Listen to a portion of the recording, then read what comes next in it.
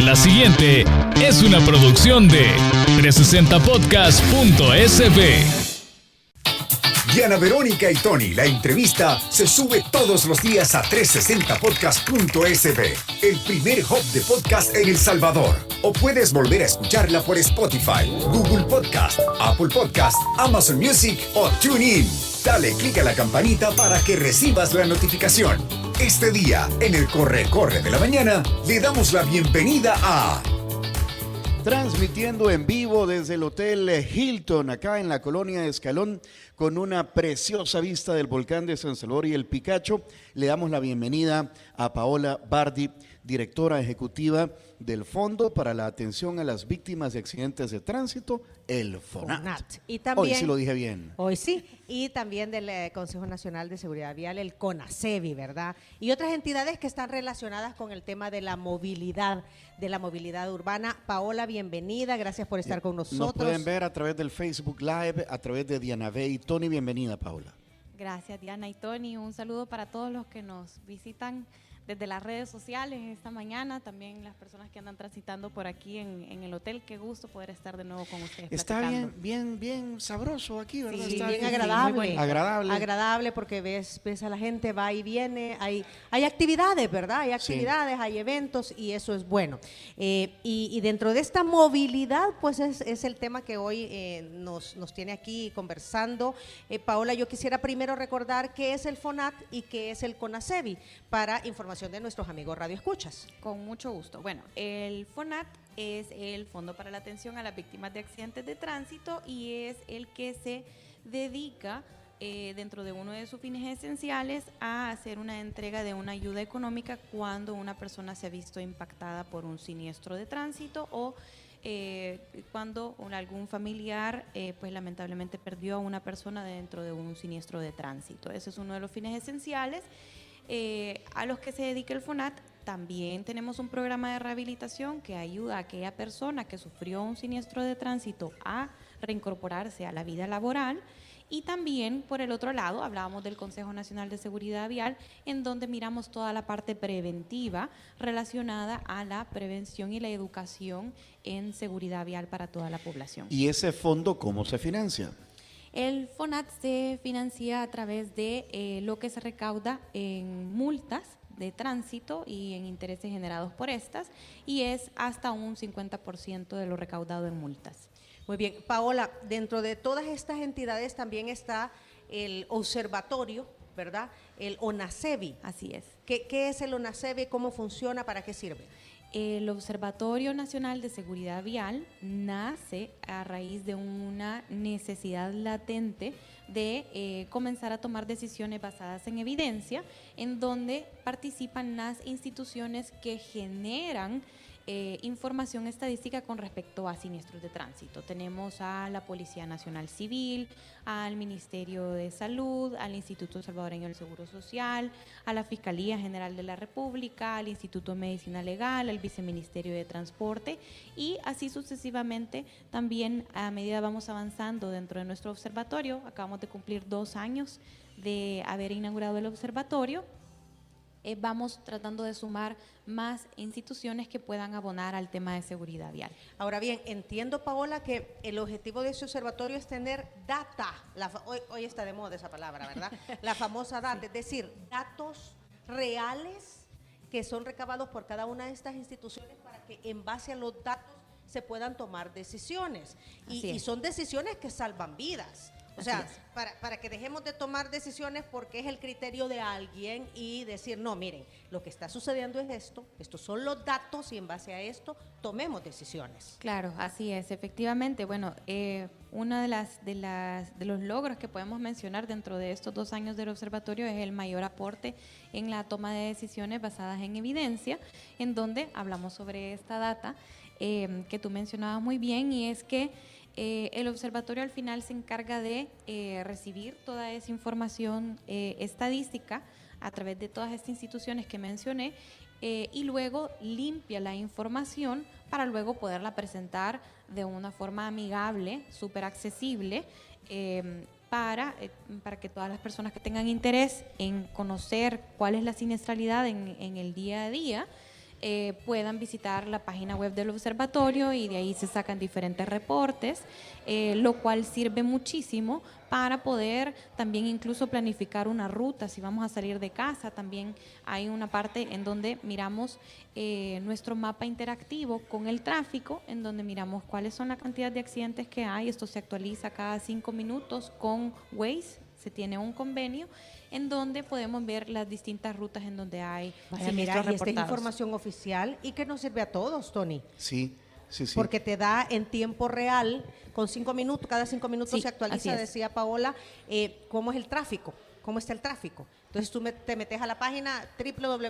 observatoriovial.fonat.gov.sb. ¿Y de qué forma está planteada esa información ahí? ¿Es un mapa interactivo. Un mapa interactivo. Sí, el mapa interactivo tiene en la parte de la página web, miramos en el geoportal y entonces aparece el mapa con los distintos puntos y ahí podemos mirar cuáles son los accidentes que se van reportando por los usuarios de la plataforma de Waze, ¿verdad? No vayan Sí. o sea, no vayamos a malinterpretar que están todos los accidentes, sino que solamente los que van reportando Los que se ahí, van ¿verdad? reportando. Pero es de gran utilidad porque ahí también sale la parte del tráfico en donde están esas arterias que están colapsadas en un momento y necesitamos salir. Bueno, podemos tomar una decisión informada. Escuchándola, Paola, cuando estaba describiendo qué era el FONAT, cómo se financia y todas las instituciones que aportan información, me estaba poniendo a pensar también, Diana Verónica, Paola, lo importante que es en nuestro día a día el tema de la movilidad. Exacto. Ya sea que conduzcas un vehículo, una motocicleta, la bicicleta o que hagas uso del transporte colectivo o que camines. No andes a pie. Exacto. Entonces, si toda la sociedad cumpliera las reglas, conociéramos las reglas para poder cumplirlas, hay que conocerlas, porque creo que hay gente que no sabe que no tiene que doblar en una doble línea amarilla o cruzar, por ejemplo, pues entonces nos iría mejor. Pero ahorita, hoy por hoy, sigue siendo, a pesar de grandes esfuerzos, a veces en la ley de la selva. Un gran problema de seguridad, Paola. Y en ese marco han hecho, estudios de motociclistas. Hemos hecho 3, ¿sí? Primero sacamos el estudio de información estadística, cuando ya teníamos todo montado, el observatorio y todas las instituciones ya nos estaban pasando la data. Hicimos un estudio observacional es un estudio de datos estadísticos sobre la siniestralidad, cómo se ve impactada cuando las personas consumen estupefacientes o alcohol. Entonces miramos cierto comportamiento y de eso sacamos un estudio. Ese fue el primer estudio. El segundo fue un estudio observacional del comportamiento del motociclista en el área metropolitana de San Salvador. Y este tercer estudio que acabamos de lanzar, que es el estudio observacional de peatones en situación de cruce dentro del área metropolitana de San Salvador. Okay. Esos son los 3 estudios y todavía seguimos contando. En peatones en situación de cruce. Sí. Este es el último que fue presentado el miércoles. Antes de entrar, ¿podemos hacer un resumen ejecutivo de lo más importante de los otros 2 estudios?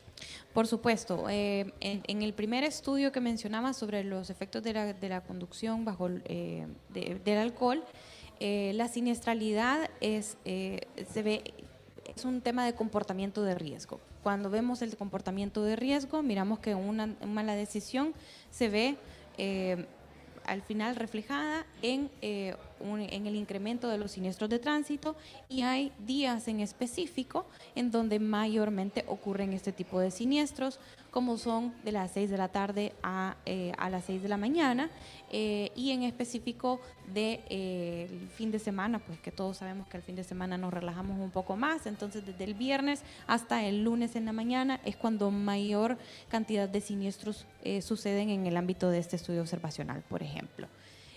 Luego también tenemos el estudio observacional de motos, y miramos que la mayoría de personas que utilizan la motocicleta, casi el 90%, la utilizan para trabajar, lo cual es un crecimiento que se ha venido dando bastante acelerado, si lo miramos desde antes de la pandemia y luego después de la pandemia, en donde se encuentra una nueva modalidad de trabajo. También dentro de este último estudio miramos que alrededor del 65-70% de la población conductora de motocicleta utiliza casco, lo cual es sumamente positivo de resaltar, pero luego si ya nos enfocamos en el tecnicismo de si el casco es certificado o no, si lo usan de forma correcta, de ese 70% miramos que es alrededor de un 30% el que realmente ocupa el casco de forma correcta. O sea que hay un 70% vulnerable al momento de manejar una motocicleta, Paola. Así es, y aquí hay que hacer un especial énfasis en donde tenemos que tener en cuenta que la práctica correcta es ponerse de forma correcta el casco. Tiene que ser un casco certificado por las lesiones que se pueden causar. Mucho podemos andar un casco, pero si lo andamos mal abrochado o no lo usamos de forma correcta, es como que no anduviéramos nada. Tiene que tener la parte de la quijada, Así de la es, barbilla. tiene que tener completamente abrochado. Ajá. Y también muchas veces miramos que hay gente que usa el casco como... Solo como que gorra. Ajá, como que es gorra, exactamente. ¿Lo has visto, Entonces, No, fíjate, eso eso no es. lo he visto. O sea, lo andan incluso al revés. Aquí hasta como la Como solo levantado, trabado que no Solo se te trabado, caiga. ajá, pero no se lo abrochan. No se lo abrochan. No lo bajan. Ni lo bajan. Ajá. Ahora, entiendo que esto tiene un porqué, Paola. O sea, un casco te salva la vida. Así es. El casco tiene un porcentaje del 45 al 50% de poder reducir el impacto de la lesión que podemos llegar a sufrir en nuestra cabeza si tenemos algún siniestro de tránsito. Entonces, es sumamente importante que podamos usar el casco de forma correcta, porque eso equivale a andar protegidos. Si usamos un casco y no nos los abrochamos bien o usamos un casco que no es certificado, es como que no tuviéramos nada. Bueno, compañero, y las cámaras de videovigilancia nos muestran todos los días esos choques que involucran motocicletas, que el motociclista literalmente sale volando. Pues sí, sale volando. Ajá. Y Y el impacto en la cabeza puede ser directo. Y si es en carretera, pues no solamente salen volando, puede venir otro vehículo y se lo termina de rematar ahí. Juan, todos los días vemos eso, ¿verdad? Sí. Muy bien, entramos al último estudio. Vaya, ¿cómo se conducen los peatones en El Salvador? En Sí. situación de calle. Ujú. Ajá. Bueno, la verdad que para nosotros este estudio, hay de recalcar que uno de los objetivos principales era analizar esa situación de cruce en la que se encuentra el peatón. Hay que recordar que todos somos peatones en algún momento del día. Incluso eso lo establece la ley. Si nosotros miramos nuestra ley de tránsito, ya lo vamos a entrar a revisar. Y también se establece como que el peatón tiene la prioridad. Entonces, si hablamos de por qué decidimos realizar este estudio, pues porque obviamente estamos siendo testigos de ese cambio de cultura hacia donde estamos tratando de incorporar nuevas modalidades de transporte, en donde hablamos de la bicicleta, en donde hablamos caminar un poco más a pie, usar el transporte público en general y más espacios en donde podamos movilizarnos evitando hacer uso del vehículo. ¿Por qué? Porque si nosotros nos enfocamos dentro de la pirámide de movilidad, que es la que nosotros conocemos en temas de seguridad vial, quienes tienen la prioridad son los usuarios más vulnerables y esos son, en primer lugar, es el peatón. El peatón. Entonces, por eso Repitamos esa decidimos. última frase, por favor, Paola, para que nos quede clara, porque qué difícil es hacer entender esa parte. Claro, el peatón es el que tiene la prioridad sobre todos los demás usuarios en el sistema vial. Eso hay que tenerlo en cuenta y que todos al final somos peatones. Si alguien va en una cruz calle y usted va a cruzar a la derecha y tiene libre y va cruzando el peatón, solo porque usted anda en carro no significa que usted es el que tiene el derecho. El derecho Es el peatón. Lo tiene el peatón, así es, aunque usted tenga el derecho de vía. Correcto. Creo que esa modalidad, Paola, de entender que la calle no es de los que andamos conduciendo un vehículo, es lo que tenemos que cambiar.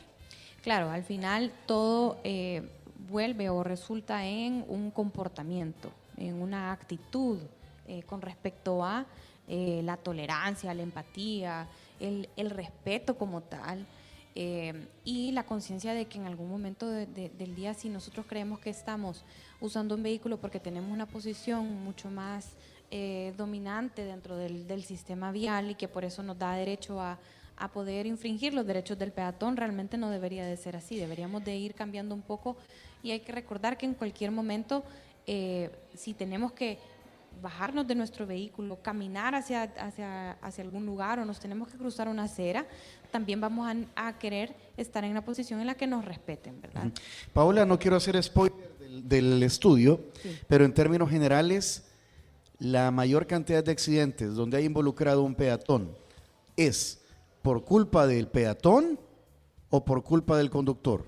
Por culpa del conductor, Por culpa de los conductores. así es. La Ok. mayoría. La mayoría. La mayoría. Ok. Creo que aquí hay un punto bien importante, y es que el estudio se enfoca en el área metropolitana de San Salvador. Ajá. Hay que tener Ok, eso ok. en cuenta.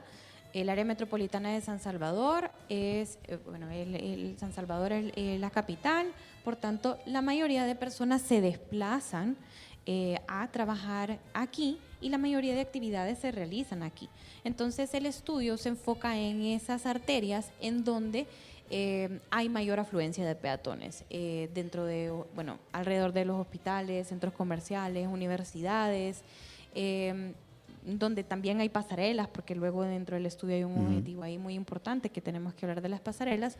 Pero dentro de todo, cuando miramos la data estadística reportada en nuestro observatorio, miramos que ha habido también un aspecto positivo, y es que hay un comparativo de tasa de fallecimientos de peatones en el área metropolitana de San Salvador del 2022 al 2023. Lo enmarcamos hasta el 20 de noviembre porque fue antes de que sacáramos el estudio, y luego miramos que hay una reducción del 19% de peatones fallecidos en el AMS.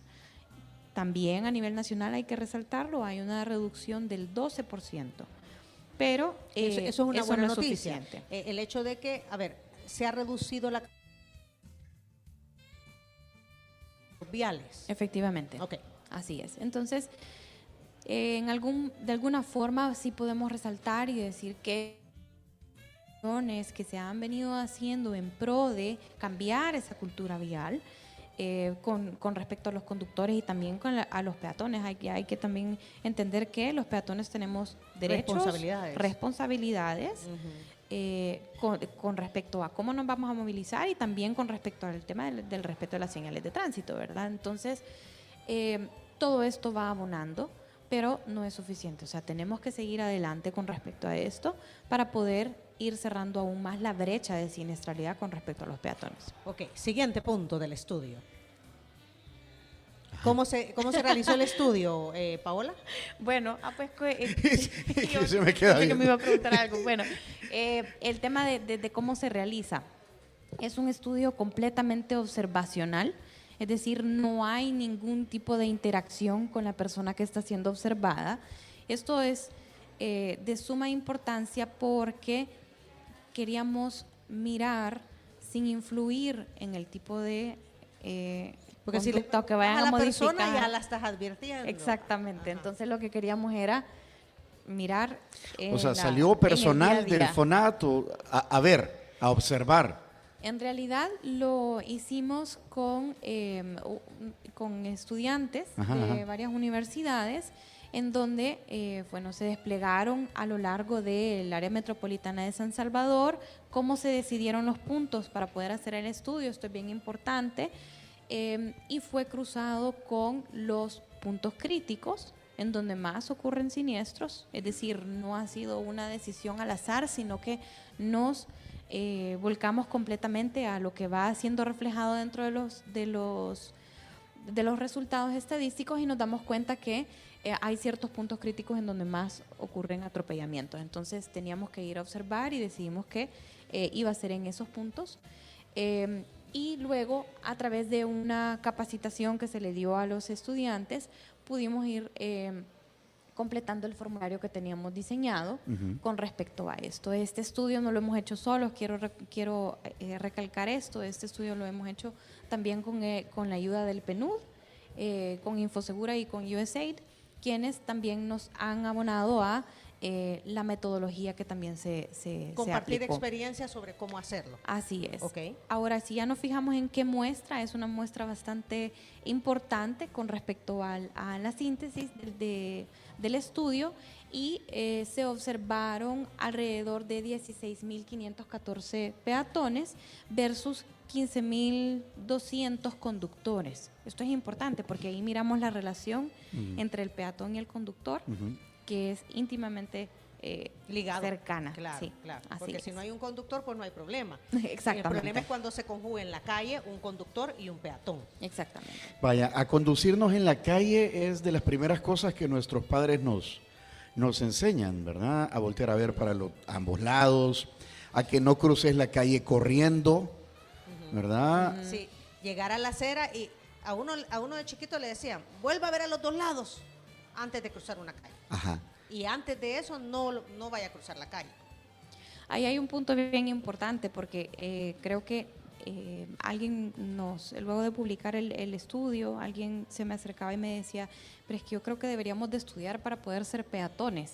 Sí. Es decir, y realmente creo que es un punto bastante válido. ¿En qué sentido? Porque la seguridad vial y las prácticas en seguridad vial se comienzan a enseñar desde que estamos chiquitos. Y en la currícula escolar existe toda esta información, o sea, esta enseñanza. Yo me acuerdo, Tony, que en los libros de texto algo se veía, las señales de alto, la señal de siga, el cruce del peatón, pero tal vez porque... ya Eso estoy no maestra, sé, ¿verdad? son como la vez pasada. Y Paola goza reglas de conducirte en la calle. no, pues sí, de ceder el asiento a una mujer, a una bueno, señora y eso lo veíamos el embarazada. otro día, ¿verdad? Sí, a Ajá. un anciano. Hay un montón de cosas que nos pueden valer. Pero creo que, y digo no es que yo lo haga, pero creo que es falta de eso, de que la gente no sabe. Educación. Claro, es parte de la apuesta diaria que como con ASEBI hacemos. Nos enfocamos en la niñez, obviamente. ¿Por qué? Porque lo que se busca es que ellos sean los multiplicadores del mensaje, que lleven esas buenas prácticas a sus casas, y también eso influya de manera positiva en las futuras generaciones. Al final, el pequeño de hoy va a ser el adulto del mañana, en donde tenemos este chance para poder cambiar esa realidad de cultura vial que tenemos. Y también nos ayuda a nosotros los adultos a recordar cuáles son las mejores prácticas. La ley de transporte terrestre, tránsito y seguridad vial ya establece esos derechos y esas obligaciones que tienen los peatones, que son importantes también recordar. Las prácticas diarias, como por ejemplo, si nosotros estamos a punto de cruzar una calle, hay que hacerlo por las esquinas, en donde hay pasos de cebra, está completamente señalizado. ¿Por qué? Porque obviamente si lo hacemos en donde lo hacemos anticipadamente, que eso lo vamos a ver en el estudio, hay personas de cierto grupo etario que prefieren cruzar antes de llegar al paso de cebra, y esto también influye en las probabilidades de que podamos tener un accidente. Entonces, la normativa no está solamente escrita, ¿verdad? Hay que cumplirla, hay que practicarla todos los días. Y eso es importante. Los peatones son los que tienen siempre la prioridad con Chivo, respecto a todo. sigamos, Paola, para conocer todos los datos. Bueno, el punto más importante quizás de esta muestra que yo les comentaba fue observado en la representatividad por sexo. Observamos a 8.241 hombres y a 8.273 mujeres, de las cuales el 54% representan personas adultas, el 28% jóvenes y el 18% son adultos mayores. Ahora, cuando ya nos enfocamos en la situación de cruce, aquí hay un punto bien importante y hay que resaltarlo, y es positivo y tenemos que seguirle apostando a esto, y es que el 64% de los peatones espera en la acera para poder cruzar. ¿En la acera en la esquina o en la acera a mitad de la calle? En la acera en la esquina. Ahorita, Ajá. ahorita vamos a llegar 64% es bueno, Es bueno. Es bueno. es trabajable. Es trabajable. Sí. Es un punto de partida bonito. O sea, quiere decir que más de la mitad, ¿verdad? Lo hace, espera en la acera para poder cruzar. Va. Así es. Ahora, pero si ya nos encontramos en la forma en la que vamos a cruzar, una cosa es, bueno, yo escojo el lugar para poder esperar y cruzar. Pero ahora, si nos enfocamos ya en la forma en cómo vamos a cruzar, aquí ya miramos que nuestra representatividad de las personas que observamos se reduce. El 30% cruzó de forma segura. En ¿Cuánto? la esquina. El 30%. 30, ahí la regamos ya. Aquí O comienza. sea, ya por lo menos ya en la esquina ya estamos. Y aquí vamos.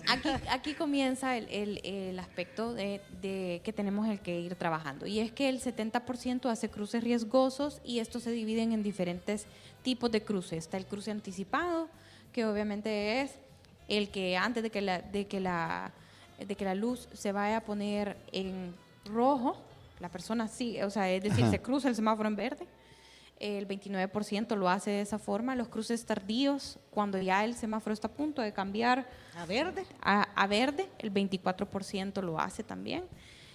Hay un 10% que lo hace corriendo, es decir, no se fijan absolutamente nada y salen corriendo. Y luego hay un 7% que lo hace en diagonal. Es decir, aquí tenemos un aspecto bien importante que tenemos que resaltar, y si ya nos fijamos en la forma en cómo se cruza de este análisis que veníamos haciendo, el 45% se queda en medio de la calle. Es decir, no termina de cruzar. En la doble línea Por cruzar. Por la forma en la que cruzó. Ajá, por cruzar tardíamente, tal vez. Lo que hay mucho tráfico, entonces lo que hacen es que primero se pasan un carril, llegan a la mitad, ¿verdad? Así es. Y después continúan en el siguiente carril, pero hasta que ven que ya no pasa nadie. Yo lo he visto esto, compañero, en la carretera, por ejemplo, al Puerto de la Libertad, en el tramo entre Merliot y el Redondel Utila. Y ahí hay separadores, entonces la gente se queda encima del separador. Y es bien peligroso. Con que las motos se meten ahí. Pero donde los han quitado, y Sí. estos peatones yo los he visto que se quedan en el separador. Y ahí hay un punto que es importante, de ese 45% que vemos que no completa el cruce, porque lo ideal sería que se cruzaran toda la calle, ¿verdad? Pero tenemos un 43% que espera sobre esa línea divisoria, el 29% espera sobre los separadores y el 28% lo hace en superficies de resguardo. O sea, aquí es importante que reflexionemos sobre ese comportamiento de que si nos cruzamos, o sea, nos cruzamos la calle, nos quedamos a la mitad, nuestras posibilidades de que podamos sufrir un accidente, un siniestro, aumenta. O sea, ahí tenemos una situación muy importante. Okay. Son las 8:33 y nos indica Sheila, Tony, que tenemos que hacer pausa. Antes de ir a la pausa, yo quisiera que escucháramos los audios de un amigo Radio Escucha, ¿verdad? Claro. Y luego vamos a la pausa. ¿Estamos listos, Mario? Regresamos. Escuchamos. Y luego regresamos con este interesante estudio sobre el comportamiento del peatón. Aquí está Edwin Vaquero, que dice... Buenos días. Queridos míos, se prendió la mañana. Ya no se escucha. Algo pasa aquí. Bueno, lo arreglamos en la pausa, volvemos, ya regresamos. Exacto. 8 de la mañana, 42 minutos, seguimos transmitiendo en vivo desde el Hotel Hilton en la colonia Escalón. Y nos acompaña Paola Bardi, directora del FONAT, entre otras responsabilidades que tiene. Estamos, nos queda poco tiempo para plantear todo lo que tenemos que hablar del estudio, Paola, Okay. Así que... Vamos a correr. Démosle con todo. Démosle con habían todo. inquietudes de la audiencia. Sheila Valdés nos va a hacer un resumen ejecutivo de lo que nos decía nuestro amigo Edwin Vaquero. Hola, sí, buenos días. Básicamente Edwin Vaquero decía que él también tenía entendido que el peatón tiene el derecho siempre y cuando lo haga o en las líneas cebras o en las esquinas, como estábamos hablando. Pero también hay peatones que también han logrado ocasionar ciertos accidentes. Entonces él pregunta, ¿es correcto que en todo momento el peatón tiene la prioridad o hay algunos en los que no? El peatón indistintamente, muchísimas gracias, el peatón indistintamente de la situación en la que esté, tenemos que recordar, tiene derechos y obligaciones también, pero tiene la prioridad en todo momento, así sea en cualquier tipo de calle en la que esté. Ahora bien, hay situaciones en las que nuestro país y el tema de la infraestructura, pues estamos trabajando para poderla cambiar, pero la realidad es que hay ciertos lugares en donde no hay aceras y se ve caminar por la calzada.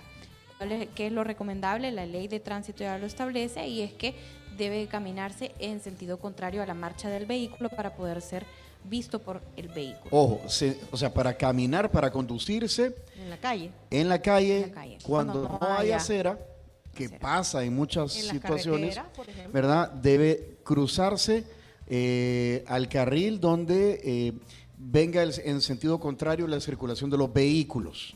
Ajá. Así es. Lo otro que alguien mencionaba también, bueno, Saúl Díaz nos manda una foto de una persona que van dos adultos y una niña en una motocicleta. Eso está prohibido, Paola. Eso está prohibido, y exhortamos a las personas que conducen de esa forma a que puedan estacionarse y esperar a que alguien llegue a traer a la niña, porque la motocicleta está destinada para poder transportar a dos personas. 64% de las personas cruzan desde la esquina, desde la acera.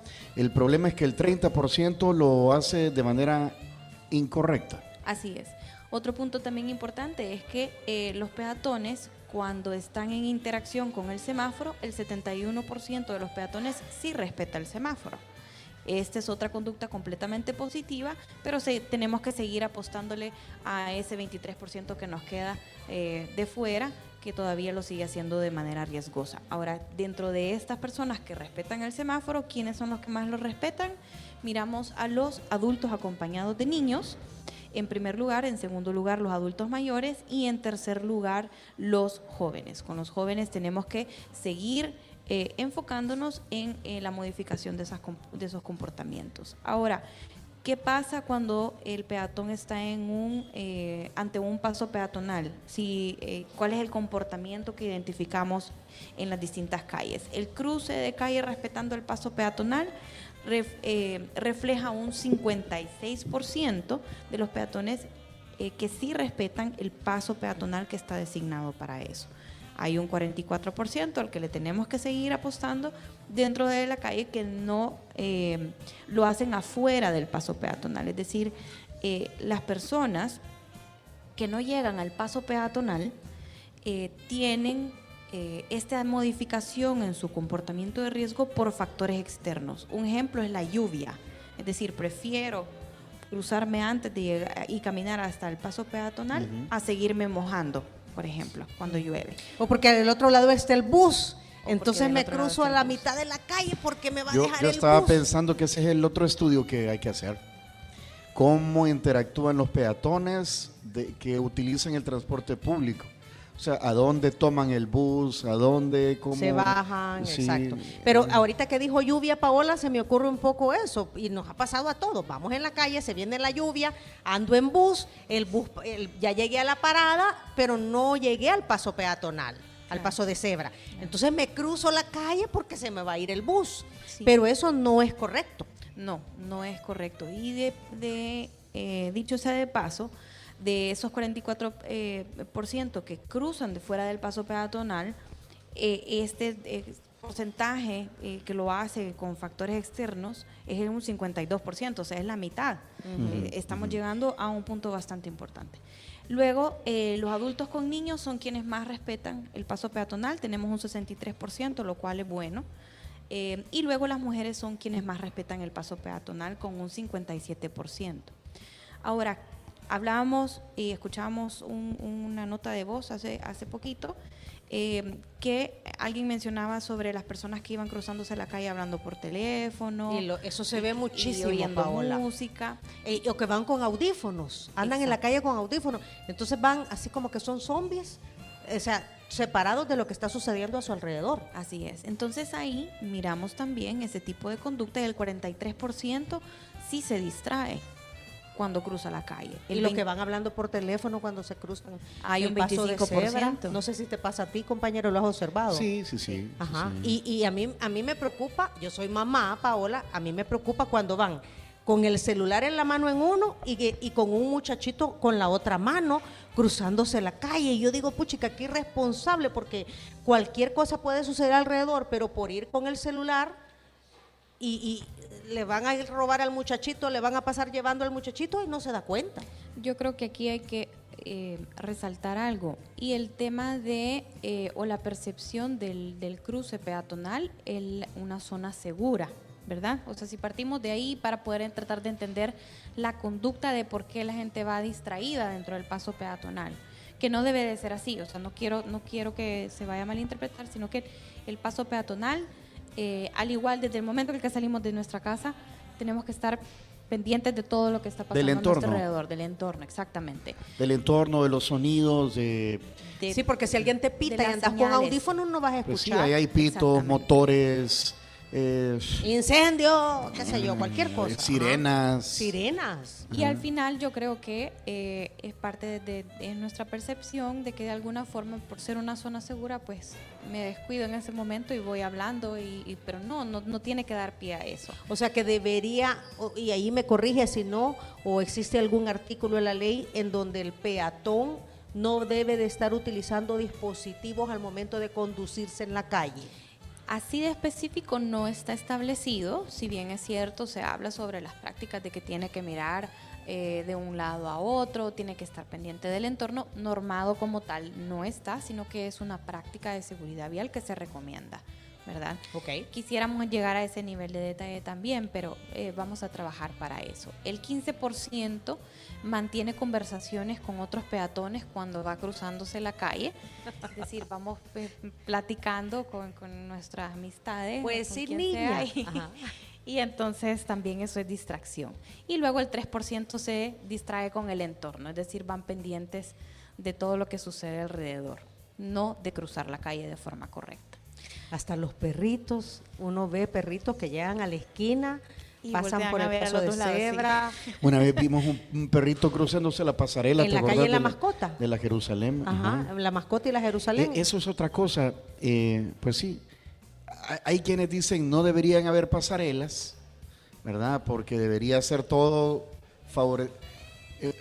favoreciendo al peatón ahí abajo. O al entorno, ¿verdad? Pues sí. A todos. Pero pues sí, aquí hay pasarelas y hay que usarlas. Esa ya la quitaron, qué bueno, la de la calle La Sí. Mascota y la Jerusalén la quitaron. Yo creo que aquí hay un punto importante y es parte también del estudio, y es que el comportamiento del peatón hacia la pasarela, hay que entender por qué es que las pasarelas están construidas y el peatón no las utiliza. Pero hay que entender de que de alguna forma la movilidad se ha venido enfocando en sacar al peatón del espacio público y darle la prioridad al vehículo. Por eso fue que se construyen las pasarelas. ¿Verdad? Hay que traer eso en cuenta. Pero la visión actual es realizar un rediseño del espacio público donde permita la movilidad del peatón en situación de cruce al nivel de la calle. Es Entiendo que el tema de la pasarela que quitaron, de la que estábamos hablando, y ahí están haciendo, yo no sé si ya culminó un plan piloto para luego implementarlo en otras calles, al final de la avenida Jerusalén. Ahí pues hay paso cebra. Hay paso cebra, hay semáforo peatonal. Creo que hay semáforo peatonal. ¿Cómo les ha ido con eso? En realidad, nos hemos dado cuenta a raíz también del estudio, venimos a confirmar muchas cosas de las que ya se vienen trabajando, y obviamente 1 de cada 10 personas utiliza la pasarela. O sea, ahí comprobamos definitivamente que la pasarela no es una opción y que entre mayor intervención en la infraestructura horizontal de la calle, en donde coloquemos pasos de cebra, ya vimos que tenemos un buen comportamiento con respecto a respetar el paso de cebra y que las personas lo utilizan, podemos tener efectos positivos, y por eso es que miramos la reducción también. Es decir, hay que tener en cuenta que la intervención en la infraestructura vial, cuando tenemos evidenciado que la pasarela no es la solución, es ahí donde nos permite poder ir afinando nuestros planes estratégicos y cambiar y hacer nuevas pasarelas. Ahora, ¿quiénes utilizaban más la pasarela dentro de ese 1 de cada 10? Los adultos acompañados de niños vuelven a encabezar la lista con el 14%, los jóvenes el 12% y el 11% los adultos mayores. ¿Qué tenemos aquí con los adultos mayores? Obviamente por situaciones de movilidad reducida, si tienen algún tipo de enfermedad o que les cuesta subir las gradas, obviamente no se van a ver motivados a utilizar la pasarela. Y ahí es donde se necesita el paso de cebra. Así es, y ahí ¿verdad? es donde es importante para nosotros este tipo de insumo porque permite comprobar de que necesitamos cambiar hacia pasos de cebra e ir eliminando las pasarelas. Ahora ya miramos el otro lado de la moneda y es el comportamiento del conductor hacia el peatón, Sí. en donde mirábamos solo el 42% de los conductores sí respetan y ceden el paso al peatón. Solo el 42%, o sea, estamos todavía Hay mucho, por debajo, hay hay mucho mucho que- por hacer. Ajá, O sea, por hay educar. a ver, yo creo que ya estamos cambiando esa actitud, Paola, en el sentido que cuando vemos un paso de cebra nos tenemos que detener antes, Claro. ¿verdad? Ahora, y eso sucede en los semáforos, pero hay mucha gente que le cuesta entender que aunque no haya semáforo, hay un paso de cebra y hay peatones esperando pasar, tenemos que parar. Así es. Aquí hay un tema y es que cuando hay intersecciones en donde está el paso de cebra, pero tenemos al carro casi que inmediatamente va a una velocidad que nos puede chocar por detenernos, eso tenemos que cambiarlo, se tienen que regular las velocidades con las que estamos, porque obviamente si nosotros miramos un paso de cebra, como tú bien lo decías, Diana, que es el que la persona esté esperando para poder cruzar, tenemos que detenernos para poder ceder el paso, indistintamente de cualquier intersección en la que estemos. Yo lo he visto en la Jerusalén. Yo he visto que ahora que la Jerusalén ha sido intervenida, en el sentido del multinivel Naciones Unidas, al redondel Maferrer, hay varios pasos de cebra. Sí. No estoy hablando del semáforo, estoy hablando de mucho antes. Y después creo que también hay uno. Han puesto zonas 30 señalizadas y además pasos de cebra.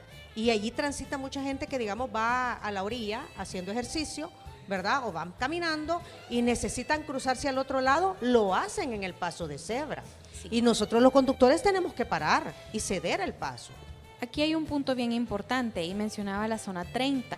La zona 30 es precisamente una medida de pacificación del tráfico y de la disminución de la velocidad que ha sido determinada para poder ser instalada en las zonas de mayor afluencia peatonal.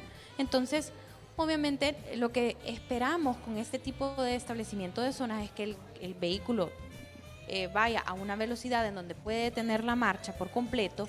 30 kilómetros es suficientemente seguro para poder también, en caso Dios no lo permita, de que se vea impactado una persona por un vehículo, no pueda ocasionarles mayores lesiones. Ajá. Y tampoco la muerte.